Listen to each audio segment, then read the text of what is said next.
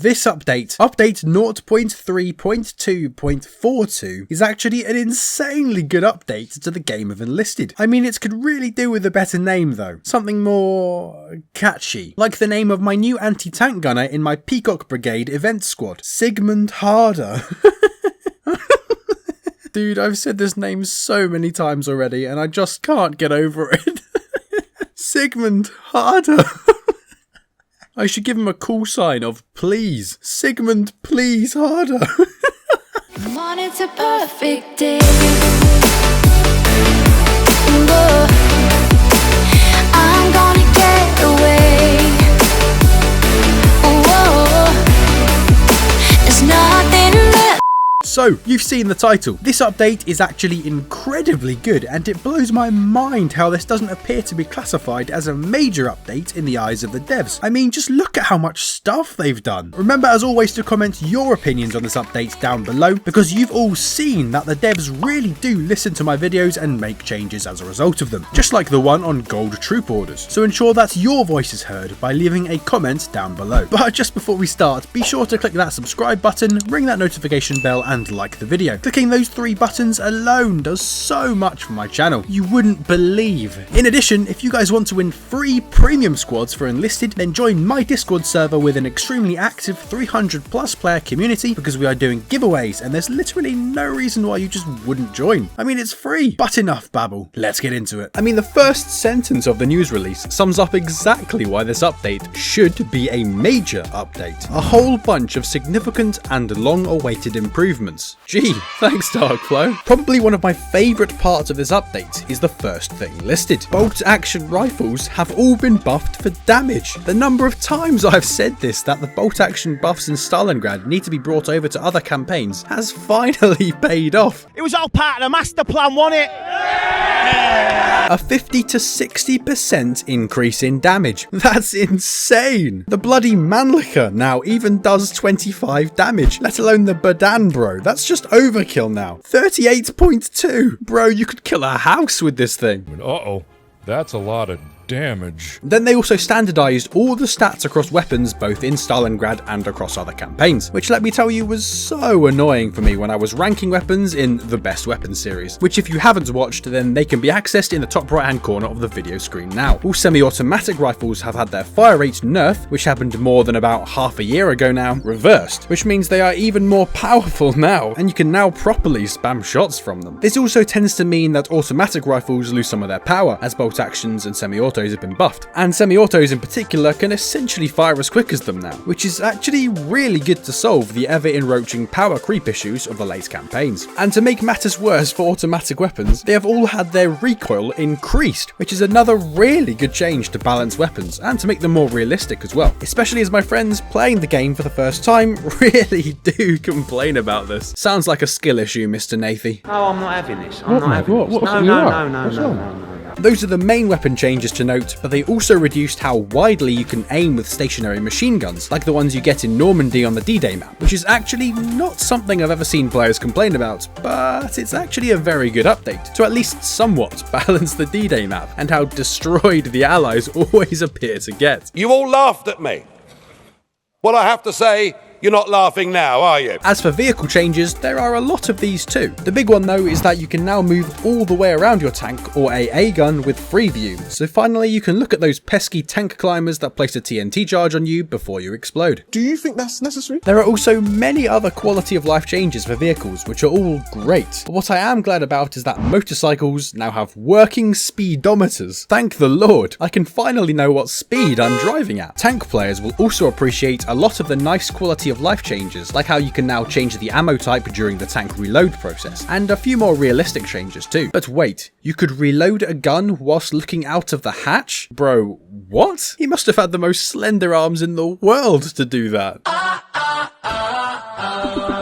Some improvements, the appearance of specific squads is welcome, even though I refuse to believe that improving the appearance of a poncho was deemed of utmost priority. There's a time and a place, and this was neither the time or the place. Yet AI soldiers have received some pretty nutty changes, such as, finally, your squad actually gets on the damn point to capture it, rather than just sitting just outside the damn thing, which is actually one of the most infuriating parts of the game. So I am once again going to praise the almighty snail god for this. There's also a wide range of other really cool features. I mean, wow, we really needed this. If my AI can actually dodge bodies of water without literally drowning themselves, I've actually had this happen before, no joke, my AI literally drowned themselves to avoid following me into battle. I don't know whether to feel ashamed or to just blame the snail. Then that would be actually nice. Nice. Then, there's perhaps the highlight of this update for you all under game mechanics changes. Custom passwords have finally been introduced for custom matches. My god, it only took about 4 months of begging for it to finally come in. And now that it's here, if you guys want to play massive enlisted events in custom battles, mods and funny maps with my community just like this...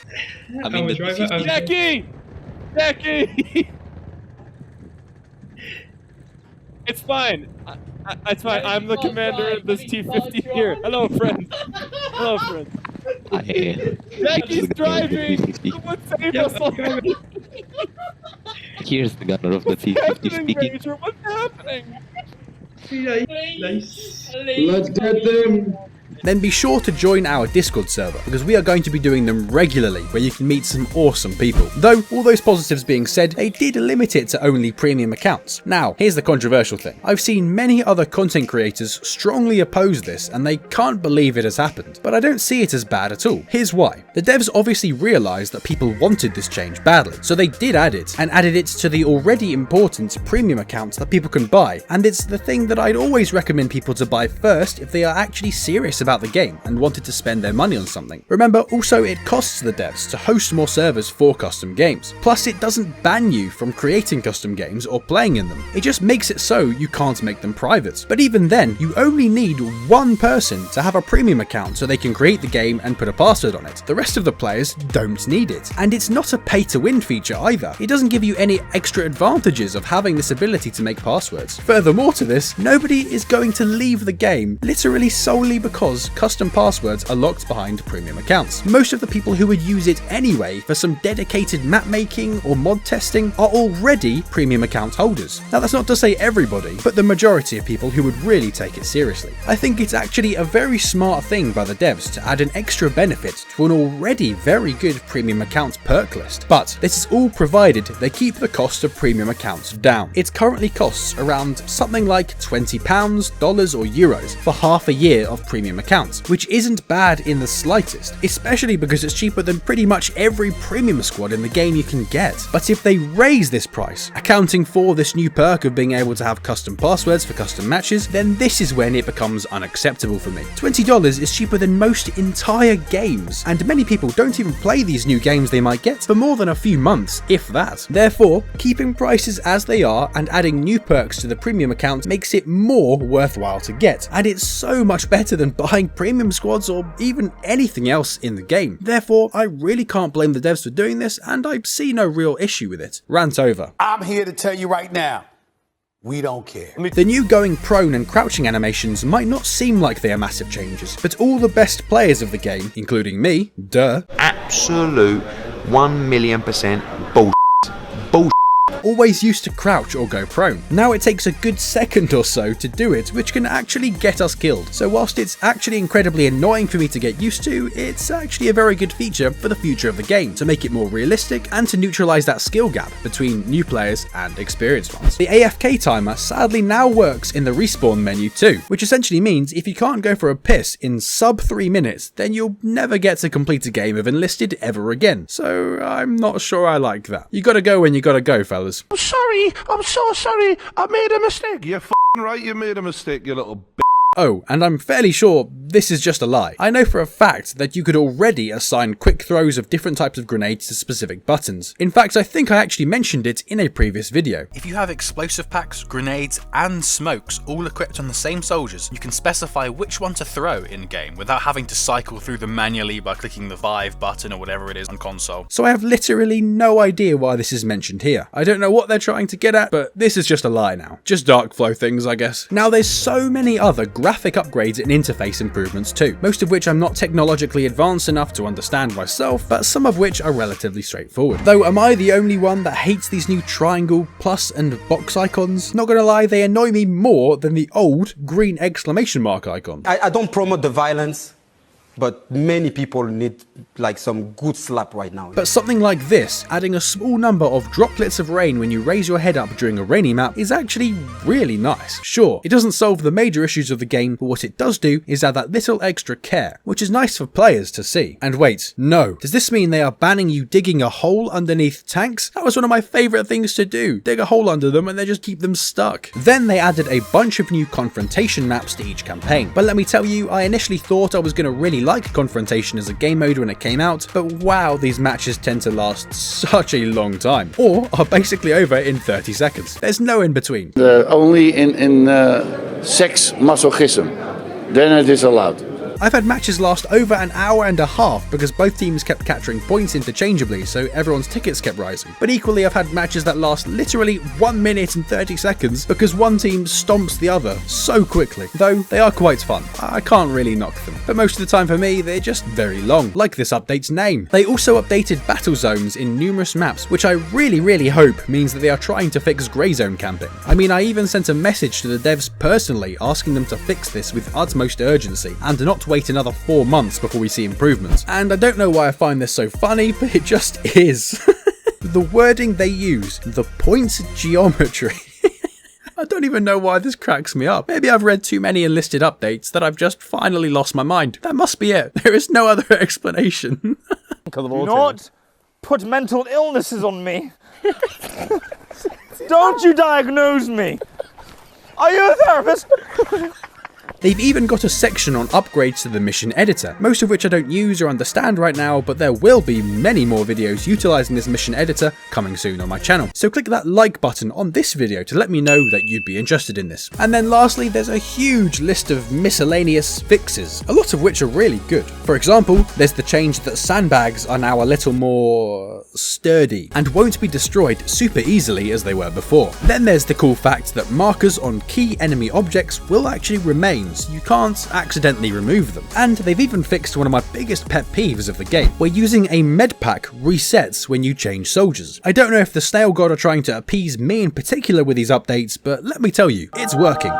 Many other tank bugs are included in this section too, but I am annoyed that they patched this one. You want the true Moscow campaign experience? Then you should expect your PC to freeze while you dig trenches. And I'm glad that in pretty much every patch they fix something that prevents you falling through the floor, yet I always seem to still end up stuck inside a wall or a floor. So fix it better, Darkflow. Come on. Am I gonna do it? Yes. When am I gonna do it? Don't know. And an ammo drawer could have negative ammo. Bro, does that mean if you try and use it that you actually just put some ammo back? What happens if you have no ammo? Do you just donate your gun to the thing? You run around with no weapon. Oh, of course, and I know that the fact you couldn't open bloody doors in the tutorial mode is more important to address than bloody grey zone camping. But hey, I'm no game developer. So, we've gone through the main update list, but all that being said, the devs released a number of updates pretty much immediately afterwards to fix some of their own fixes, including somehow the fact they messed up and put incorrect prices on weapons and equipment. I mean, how on earth have they messed that up when they didn't even touch prices in the initial update?